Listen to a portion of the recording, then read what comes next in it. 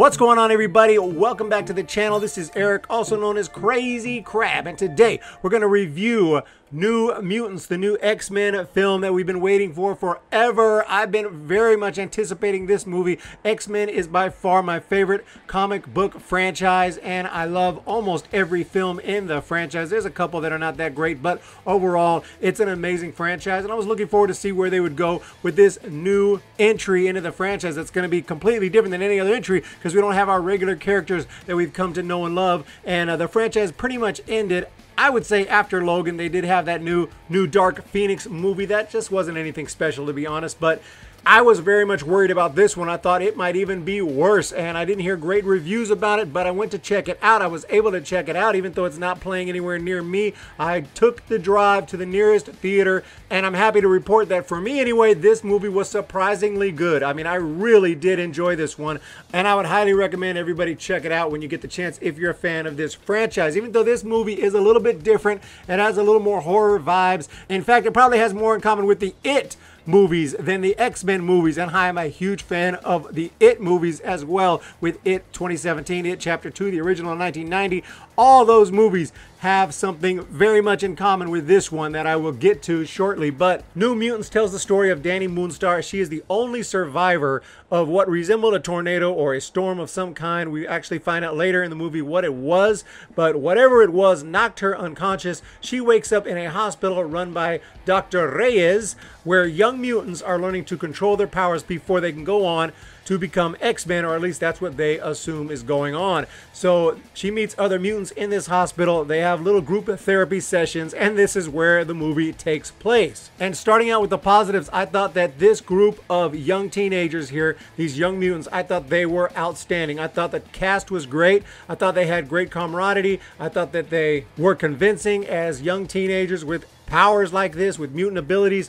And you had Ileana, who was kind of a bully. She wasn't very friendly at all to Dani. And then you had Rain, who was much more friendly, and in fact developed a very close friendship with Danielle, and that's another positive right there with that relationship that I'll get back to. You had Roberto, and he was great, and also Sam. And Sam, who is clearly Cannonball here, he is played by Charlie Heaton, and Charlie Heaton does a fantastic job. He is probably my favorite of the entire group here as far as the actor's performance, but they were all really good. In fact, I'd say that if I had to pick one that was the worst, it probably would be the main star, Dani Moonstar. And it's not that she was bad, it's just that I didn't think she was quite as good at times as the rest of them, but she was still good, and she had a fine performance. But all in all, I'd say that these young teenagers, the actors and actresses that portrayed them, unbelievable, really great job. And getting back to the relationship between Dani and Rain, it was very convincing. I thought it was actually quite beautiful the way that friendship formed, and then it became more than a friendship, and I thought that it was very natural. I believed it, and I thought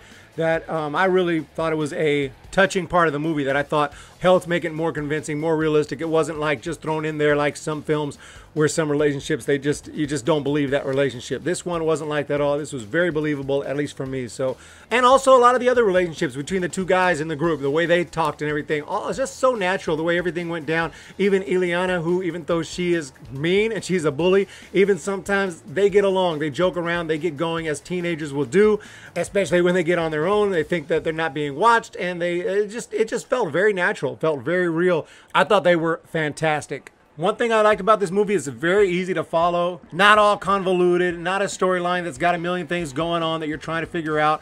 It's pretty simple, it's pretty basic, and I think that only helps this film. It didn't need to have too much going on. It tells a simple story, it's easy to follow, it's in the X-Men universe, and it's got a lot of the stuff that you expect to see in X-Men movies with crazy powers. You didn't get to see them unleashed maybe as much as you would like, which kind of makes me want to see more of this. I would love to see a sequel to this, even though it didn't really set one up very well, but they could easily do one if they wanted to. Maybe depending on how it performs and things like that, we'll have to wait and see. I know obviously now Disney has it instead of 20th Century Fox, so there's some problems there, but hey, you never know. But I was definitely captivated, I was interested, I was never bored. I thought that overall this was a really fun watch. Now, some of the mixed aspects I would say include Dr. Reyes. She is all right. The actress who portrays her does fine, but I just think that there could have been more to her as the film goes on. I don't want to get into spoilers, but all in all, wasn't completely satisfied with her arc in this movie. And also the power that Dani possesses, which you learn very early in the film, is very similar in fact, is exactly the same power that Pennywise the Clown has in the It novel, in the It movies. So yeah, that is a little bit disappointing, but it is a really cool power. I'll say that. It made for a pretty cool film, and I'll give it that, and it works in this movie. Just didn't know if I loved the unoriginal idea of coming up with that power, but you know what? It's fine. That's why it's mixed, I guess. So it worked in this movie, and it made for some really exciting moments within the film. And I could see using that power in later movies. If they wanted to make more, they probably wouldn't make it like the main storyline as it is here. It's one of the big things, one of the big storylines within this movie, obviously. And she's supposed to be like super power. That power, if you think about it, that is a ridiculous power. And there have been some X-Men over the years in these movies that have powers, and I'm like, wow.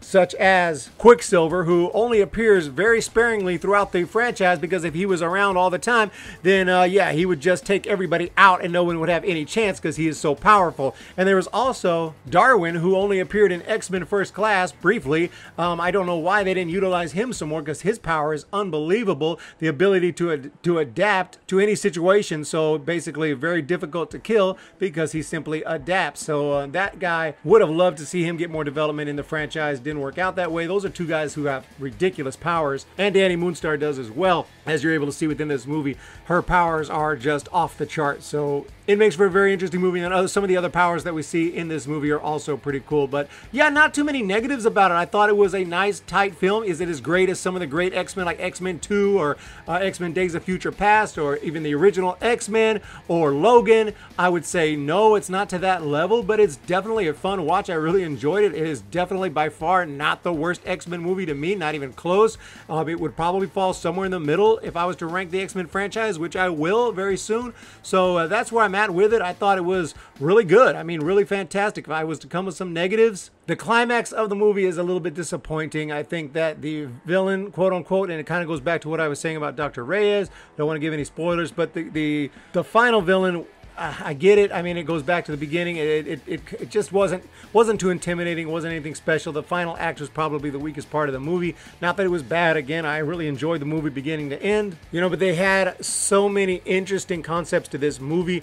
There were so many different questions and so many different interesting ways that this movie could have went. I felt that it was building up to the climax. I thought, this is going to be crazy. This is going to be something really interesting, because you can tell they're bringing up interesting points. We've seen little clips here and there of what this could be about, what this could be leading to at the end, and then it was just like blip, just kind of had it kind of reminds me of Wolverine, not Logan, but Wolverine, the Wolverine, the second Wolverine movie. That was so interesting, and there was so much going on, but then at the end he just fights the big CGI looking Terminator guy or whatever, and it was just a letdown. It was cool. It was a cool fight. Same thing here. It's a cool fight, but it was just a letdown. So that's what I would say is my main negative. But all in all, man, this movie was just surprisingly good. I don't have a whole lot negative to say about it. I thought there were so many good vibes in this movie. I could go on and on. If I wanted to do an in-depth spoiler review, I could probably talk about it for a long time and all the little things that I really loved about it. But all in all, I would say it's excellent. I would suggest people to go see it. Again, it's not getting great reviews, so you might feel differently after you see it.